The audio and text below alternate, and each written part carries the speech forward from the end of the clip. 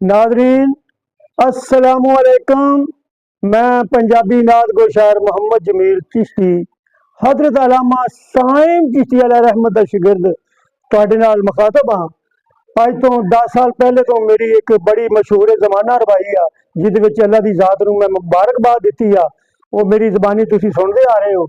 वो जिहड़ी रबाई आ वो जिहड़ा कलाम आ आबद मेहर अली खान की फरमाइश के उत्ते ओहदी मैं नात तैयार की। वो नात आबद मेहर अली खान साहब की आवाज़ दे विच रिकॉर्ड हो के आ चुकी आ। समात फरमाओ। खिड़ के फुल ते महक दे सब गुलशन, कली कली नूं वेख करार आया।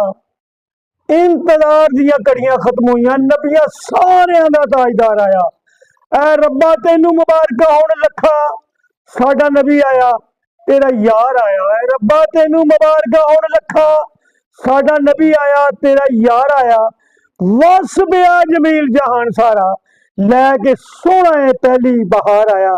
जेड़े मेरे नबी दे आशिक होणगे, गुलाम होणगे, मेरे आका दे सच्चे गुलाम होणगे, इस मेरे शेर नूं, इस मेरी नात शरीफ नूं आबद मेहर अली खान साहब की आवाज़ दे विच वो इनू सुन के पसंद फरमाउणगे ते कमेंट करनगे।